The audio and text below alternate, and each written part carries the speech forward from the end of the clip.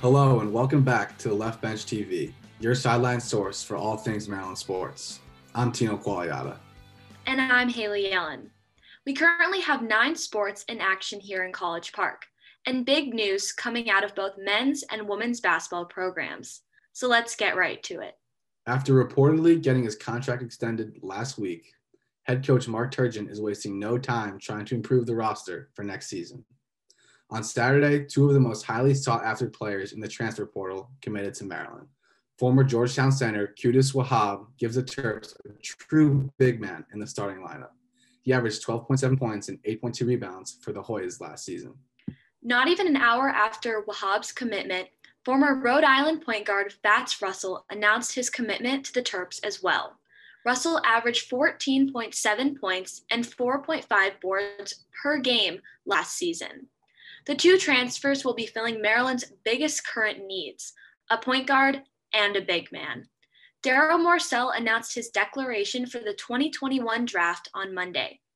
He has also entered the transfer portal in order to keep all of his options open, including the possibility of taking a 5th year and remaining a Terp. While the 2-seeded Maryland women's basketball team may have fallen short to the Texas Longhorns in the Sweet 16 just over a week ago, there's plenty of good news coming out of the program right now. All 4 seniors are coming back. That's right. Katie Benzin, Chloe Bibby, Shanice Lewis, and Alasia Stiles will be using their extra year of eligibility granted by the NCAA to come back and fight once more for the tournament trophy. But that's not all the excitement we've got coming out of the team. Not only has head coach Brenda Frese won Big Ten and ESPN Coach of the Year, but she is now adding the AP title to that list as well. This is her 2nd time winning the honor in her career. Sophomore Ashley Owusu is also officially the best shooting guard in the country, as she was named the 2021 Ann Myers Drysdale Award winner. Owusu led Maryland to be the top scoring offense in the nation this season, as she averaged 17.9 points per game.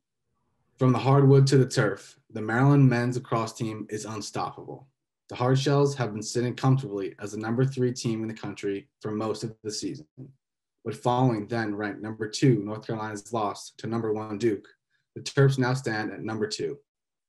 On Saturday, they hosted number 19 Penn State, and Jaron Bernhardt made history. Our Katie Marr was at Capital One with the coverage. Thanks, Hailey and Tino. I was here at Capital One Field where the Maryland men's lacrosse team took down Penn State, and they now stand at 7-0 for the first time since 2014.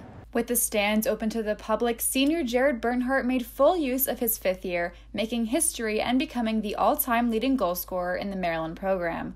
While the Terps took some time getting started on offense in the first quarter, they held the lead against Penn State for the remainder of the game and ended with a dominant 17-10 win. The Hardshells are back in action at Michigan this Saturday at 1 p.m. You can watch the Terps' next battle to stay undefeated on BTN+. Saturday's lacrosse game was the first in over a year that tickets were open to the public. Clearly, die-hard Maryland Lax fans showed up in full force. But there's even more for Terps fans to look forward to now. On Monday, the athletic department announced that fans will be welcome to the spring football game on April 24th. TLB's Shane Connick has more on this much-anticipated news. Thanks, Tino and Hailey. Maryland football fans remember when Talia Tagovailoa dashed through that end zone back there and scored the game-winning touchdown in overtime as the Terps downed Minnesota on a Friday night. And in Maryland Stadium, the seats were filled with nothing other than some families and cardboard cutouts. Well, good news.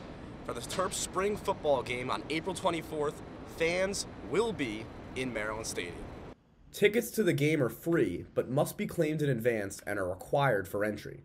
Terrapin Club members receive access to a 2-day advanced window that began on Monday, April 5th, and then general public tickets will be available starting Wednesday, April 7th. Student tickets will be available starting Wednesday, April 14th. A lot of things are still going to look different. For one thing, face coverings are going to be required to be worn at all times. Also, Lot 1 here will be not quite as busy as it usually is on a game day, as tailgating will not be permitted just yet. Maryland Athletics has said that they think that this is a step in the right direction toward its plans in welcoming fans to its 7 home games coming up this fall. Reporting from outside of Capital One Field for the Left Bench TV, I'm Shane Connick.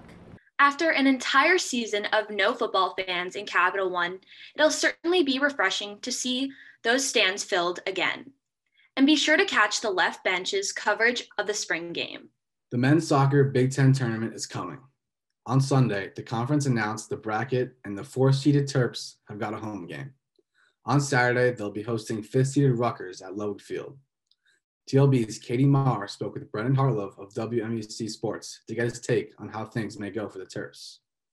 The Maryland men's soccer team is hosting Rutgers for their first round of the Big Ten tournament this Saturday, and I've got Maryland soccer expert Brendan Hartlove here to tell us what we can expect. Brendan, after starting out 3 losses, this team has won 4 games in a row. Their match at Indiana on Sunday was canceled due to non-COVID-19 health reasons.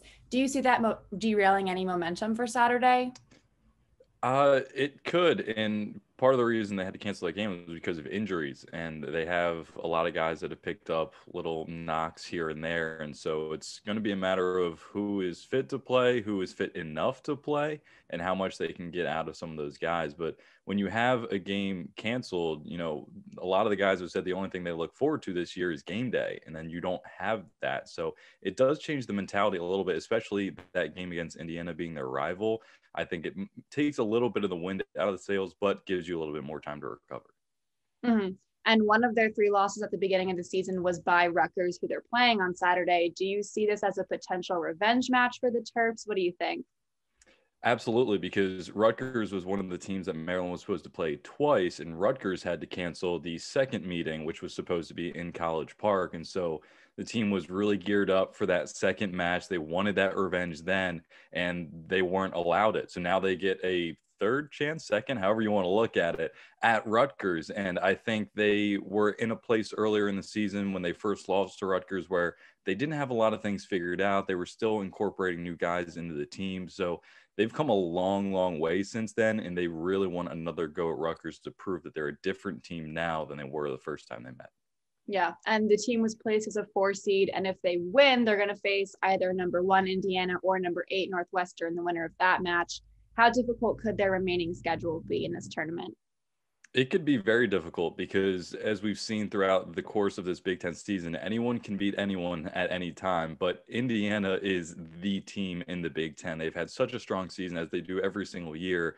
And I think that if Maryland is able to get past Rutgers, you know, by the seeding, you kind of expect Indiana to be that team to come out on top. And so having, again, kind of the same as the Rutgers situation, having that first game against Indiana canceled and it being their rival, they want another go. And especially in the Big Ten tournament, where it really means a lot, you know, that's going to be a tough game. It's going to be a very tough game, especially because it's likely to be in Bloomington because of the way the seeding and the hosting works. So it's going to be a tough challenge for Maryland to get through this Big Ten tournament with a couple of wins and then hopefully onto the NCAA tournament. All right, that's all I've got, Brendan. Be sure to watch the Terps face off against the Scarlet Knights this Saturday at 1 p.m. or listen to Brendan call the game on BTN+. Brendan, thanks for joining us, and good luck covering the remainder of this soccer season. Thanks, my pleasure. Just over a week ago, Maryland Athletics made an announcement detailing the fan policy for the rest of the spring. Along with family, a limited number of students and Terrapin Club members have been allowed into sporting events over the past week. It will be great to see the fans bring that much-needed energy to Lowick Field for the Terps Big Ten tournament matchup. The Maryland baseball team went 3-1 this weekend in College Park, topping Northwestern twice and splitting 2 games with 25th-ranked Michigan. Our Stephen Mailing was at the Bob for the Terps win over the Wolverines on Monday. Thanks, Tino and Hailey. Terps bats came alive Monday at the Bob, where they had a 13-run, 3-inning stretch, routing the Wolverines 17-7 and splitting the weekend series with the Wolverines. The Terps were firing on all cylinders Monday, with key players like Tommy Gardner and Maxwell Costas producing in the RBI game. Pitching was also fantastic, with pitcher Sam Bello going 3 2/3 for the Terps, only allowing 1 run to score. But the story of the day, though, was senior Bubba Aline, whose 4 for 5 day included 5 ribbies, a walk, and a strikeout for the veteran outfielder. Coach Rob Vaughn was thrilled with the fight he saw from his squad and was happy to leave the weekend at the Bob going an overall 3-1. Proud of the effort. Michigan's a really good team, man. We got them 3 more times later in the year, and you know we're there. That's going to be a bear. But really happy with the way we competed this weekend. Obviously, wish we could have finished off yesterday and swept the weekend, but happy with the way we competed and the way we're approaching the game. And Now our attention's got to shift to a really, really good Nebraska team. So we'll take a day off tomorrow, get to work on Wednesday, and then head out to Lincoln on Thursday and go get after them. So, but really happy with the effort this weekend. Looking ahead, the Terps are going to take on the Cornhuskers in Lincoln, Nebraska from April 9th to 11th, where they'll look to float their average above 500.